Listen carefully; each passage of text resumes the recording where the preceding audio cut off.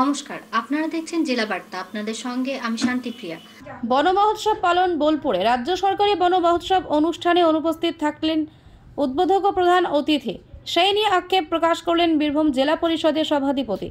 রাজ্য জুড়ে শুরু হচ্ছে অরণ্য সপ্তাহ, আর সেই মতো সোমবার শান্তিনিকেতন থানার কঙ্কালীতলা পঞ্চায়েতের বেঙ্গটিয়াতে রাজ্য সরকারি বন মহোৎসব অনুষ্ঠানের আয়োজন করা হয়। জেলায় প্রথম ও একমাত্র এই অনুষ্ঠানের মধ্য দিয়ে শুরু হলো অরণ্য সপ্তাহ।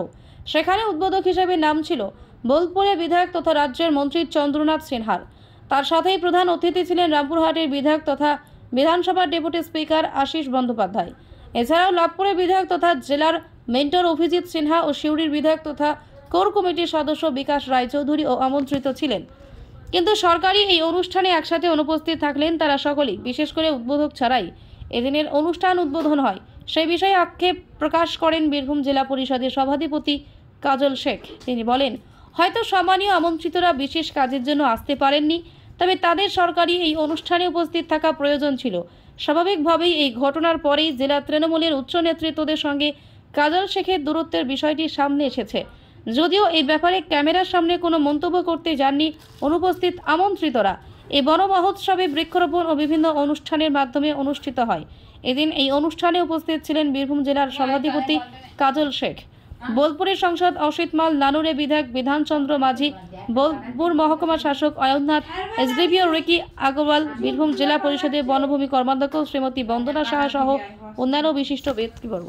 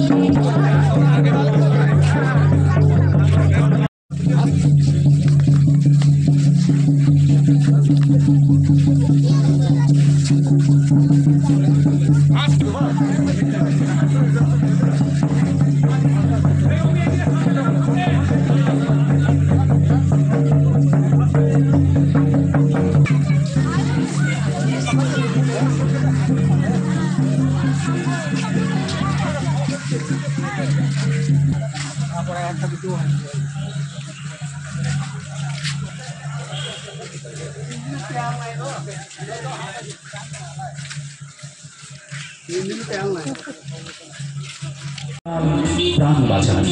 কবিগুরু রবীন্দ্রনাথ ঠাকুর, বিজ্ঞানী জগদীশ চন্দ্র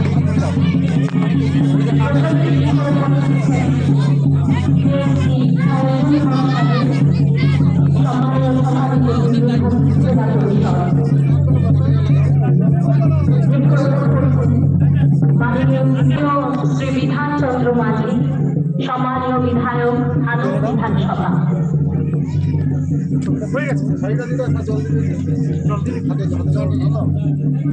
না স্যার।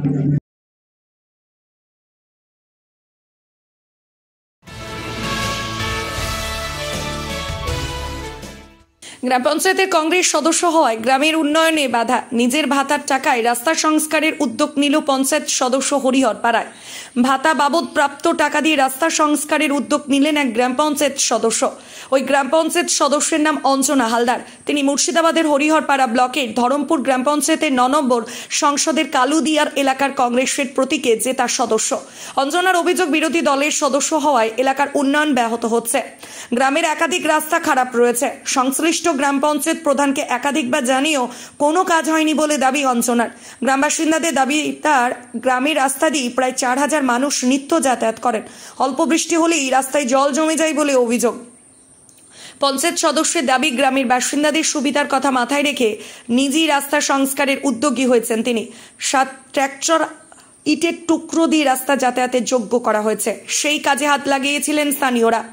অঞ্জনা বলেন, আমি বিরোধী দলের সদস্য বলে আমার এলাকায় কোনো উন্নয়ন হচ্ছে না, তাই 3 মাসের সদস্য ভাতা বাবদ পাওয়া প্রায় 9,000 টাকা খরচ করে রাস্তায় ইট ঘেঁষ ফেলেছি বলে জানান। যদিও ওই পঞ্চায়েত সদস্যের অভিযোগ মানতে নারাজ তৃণমূল। এই বিষয়ে হরিহরপাড়া পঞ্চায়েত সমিতির সভাপতি মীর আলমগীর তিনি বলেন, কংগ্রেসের পঞ্চায়েত সদস্য যে অভিযোগ তুলেছে পুরোপুরি ভিত্তিহীন। তিনি 2-3 গাড়ি ইট ফেলে খবরের প্রচারে আসার জন্য এগুলো করছে বলে জানান।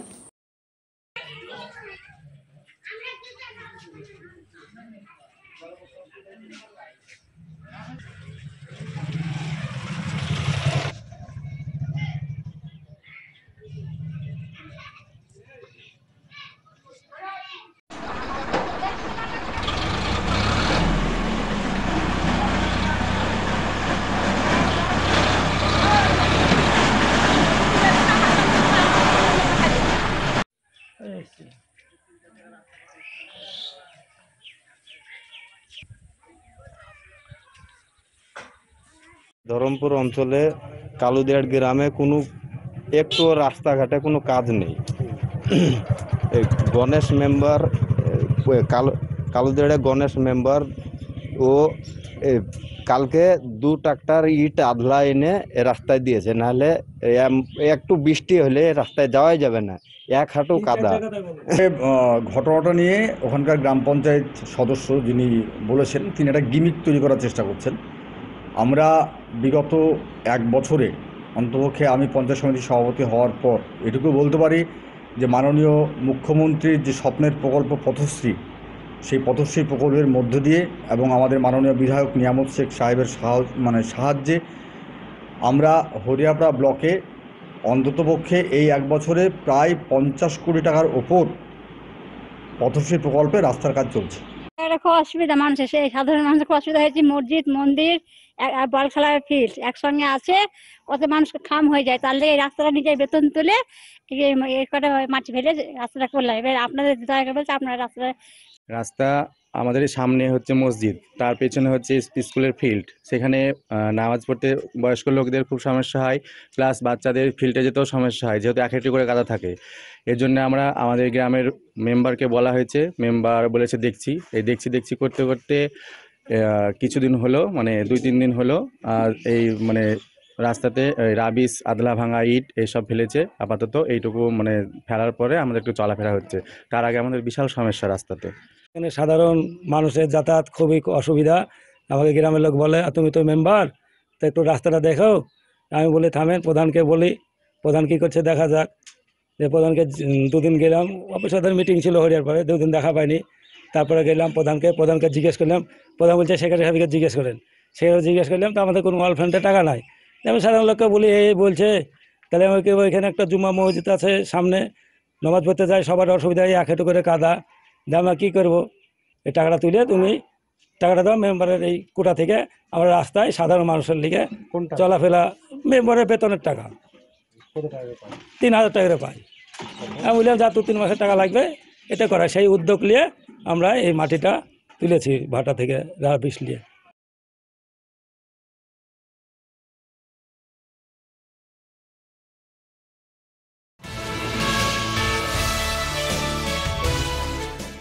বোলপুরের সিঙ্গি গ্রামে মহাসমারোহে পালিত হচ্ছে মহরম পর্ব।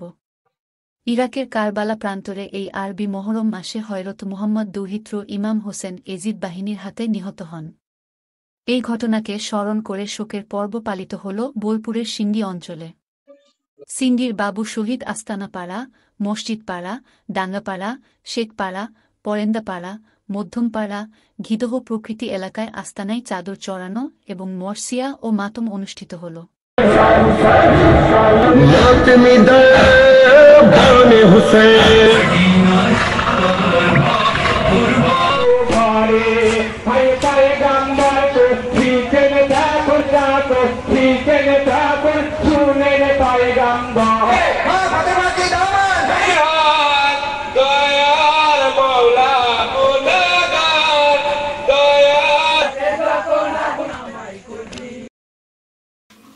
নিয়ে নিচ্ছে একটি ছোট্ট বিরতি, ফিরে আসছি বিরতির পর। সঙ্গে থাকুন ভয়ের সঙ্গে নির্ভয়ে। সিউড়িতে অত্যাধুনিক চিকিৎসা পরিষেবা নিয়ে এলো সৃজন পলিক্লিনিক। ওষুধের দোকান সহ অত্যাধুনিক মানের প্যাথোল্যাব, কম্পিউটার তথা অত্যাধুনিক মেশিনে রক্ত, মল, মূত্র ও থাইরয়েড পরীক্ষার সঙ্গে এখানে রয়েছে বিশিষ্ট চিকিৎসকদের বসার চেম্বার। রোগীদের স্বাচ্ছন্দ্যের কথা ভেবে সম্পূর্ণরূপে এসি নিয়ন্ত্রিত সৃজন পলিক্লিনিকে রয়েছে বসার সুবন্দোবস্ত, বিশুদ্ধ পানীয় জল ও টয়লেটের ব্যবস্থা। এখানে বসছেন সিউড়ি সদর হাসপাতালের বিশেষজ্ঞ চিকিৎসক সহ অন্যান্য শহর ও হাসপাতালের বিশিষ্ট চিকিৎসকরা। সৃজন পলিক্লিনিক ও প্যাথোল্যাব, সিউড়ি, বীরভূম। সিউড়ি সদর হাসপাতালের পাশে ফাঁড়ি ঘরের উল্টো দিকে। Mobile number 8373071019, 9474437713, 9434326822। ফিরে এলাম বিরতির পর। ফুলেশ্বরী এলাকায় দিন দিন বসছে মদ ও নেশার আসর। এলাকায় অসামাজিক কার্যকলাপ রুখতে অভিযানে নামল শিলিগুড়ি 24 নম্বর ওয়ার্ড যুব তৃণমূল কংগ্রেসের। জানা গেছে এদিন সকালে শিলিগুড়ি পৌর নিগমের 24 নম্বর ওয়ার্ডের ফুলেশ্বরী লাগোয়া রেললাইন ওয়ার্ড কাউন্সিলর প্রতুল চক্রবর্তীকে সঙ্গে নিয়ে অভিযানে নামল যুব তৃণমূল কংগ্রেসের কর্মীরা। এলাকায় দিন দিন গজে ওঠা অসামাজিক কার্যকলাপের বিরুদ্ধে প্রতিবাদে সরব হন তারা। এদিন এই বিষয়ে ওয়ার্ড কাউন্সিলর প্রতুল চক্রবর্তী জানান, ফুলেশ্বরী রেললাইন সংলগ্ন এলাকায় দিনের পর দিন অসামাজিক কার্যকলাপ বেড়ে উঠছে। এর আগেও বহুবার রেল কর্তৃপক্ষকে এই বিষয়ে জানানো হয়েছে, রাজ্য সরকারকেও জানানো হয়েছে। রাজ্য সরকারকে জানানোর পর গ্রেফতারও হয়েছে বেশ কয়েকজন। তবে এই বিষয়ে রেল কর্তৃপক্ষ নজর দিচ্ছে না বলে অভিযোগ করেন তিনি। বিরুদ্ধে 24 নম্বর ওয়ার্ড তৃণমূল যুব কংগ্রেসের আন্দোলন চলছে, চলবে, এখানে সবাই মিলে চলবে, নেশা মুক্তির বিরুদ্ধে 24 নম্বর ওয়ার্ডের তৃণমূল যুব কংগ্রেসের আন্দোলন চলছে, চলবে, নেশার বিরুদ্ধে তৃণমূল যুব কংগ্রেসের আন্দোলন। আমাদের 24 নম্বর ওয়ার্ড যুব তৃণমূল কংগ্রেসের পক্ষ থেকে এই 24 নম্বর ওয়ার্ডে এই বিস্তীর্ণ এলাকায় রেল লাইনকে কেন্দ্র করে রেল লাইনের দুপাশে যেভাবে মদে আসক্তদের যেভাবে দাপাদাপি শুরু হয়েছে তার বিরুদ্ধে লড়াই করবার জন্য, প্রতিবাদ জানানোর জন্য আজ থেকে যুব তৃণমূল কংগ্রেস আন্দোলনে নামলো। এখানে আমাদের পরিষ্কার বক্তব্য, এই জায়গাটা হচ্ছে দুটো শাসন। একটা হচ্ছে রেল লাইন কেন্দ্র করে হচ্ছে রেল ডিপার্টমেন্ট দেখে, আরপিএফ বা জিআরপি যেটাই হোক, আর একটা হচ্ছে রাজ্য সরকারের প্রশাসন।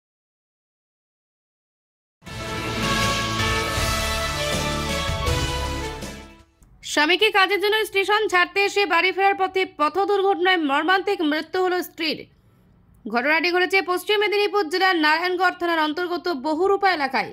জানা গিয়েছে রবিবার সকালে নারায়ণগড় ব্লকের 7 নম্বর কাশীপুর অঞ্চলের বাসিন্দা টুকু ভক্তা সাইকেলে করে স্বামী বাচ্চুকে কাজের জন্য নারায়ণগড় রেল স্টেশন ছাড়তে এসেছিলেন। মৃত টুকু ভক্তার স্বামী উড়িষ্যায় শ্রমিকের কাজ করতেন। এদিন রেল স্টেশন থেকে বাড়ি ফেরার পথে পিকআপ ভ্যান গাড়ির ধাক্কায় ঘটনাস্থলে মর্মান্তিক মৃত্যু হয় তার। খবর পেয়ে ঘটনাস্থলে পৌঁছায় নারায়ণগড় থানার পুলিশ। মৃত ওই মহিলার দেহ উদ্ধার করে দুর্ঘটনাগ্রস্ত সাইকেল ও পিকআপ ভ্যান আটক করার পাশাপাশি ময়না তদন্তের জন্য খড়গপুর মহকুমা হাসপাতালে পাঠিয়েছে নারায়ণগড় থানার পুলিশ। বলতে আজকে সকালবেলা আমার জেঠুর ছেলে ভাই আর কি বলতে গেলে, ও কাজ করতে যায় উড়িষ্যায়, মানে রেলের কাজ করে। সেই সূত্রে ওকে ছাড়তে এসেছিল আর কি, সেই সূত্রে ছেড়ে বাড়ি ফির চলে গেল। বাড়ি থেকে এসে যাওয়ার পথে একটি পিকআপ ভ্যান ধাক্কা মারে আর কি। পিকআপ ভ্যান ধাক্কা মারার ফলে সাথে সাথে ডেট হয়ে যায়। বাড়ি থেকে কোথায় যাচ্ছিল? বাড়ি থেকে মানে এই স্টেশন থেকে, নারায়ণগড় স্টেশন থেকে বাড়ি যাচ্ছিল ফিরে।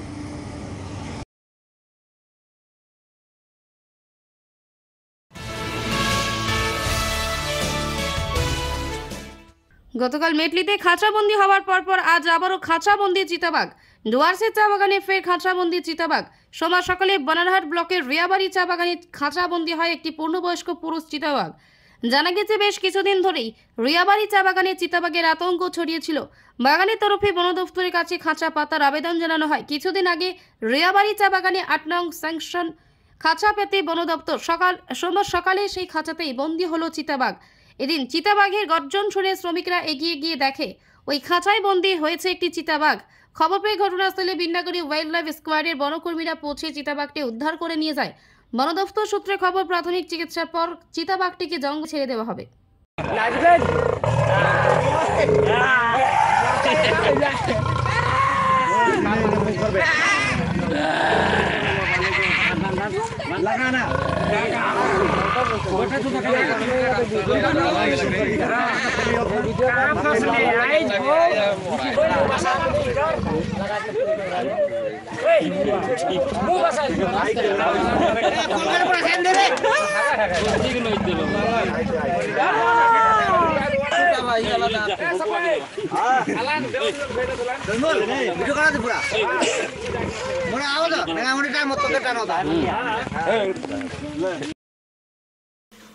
আজকে জেলা বার্তা এই পর্যন্তই। নমস্কার।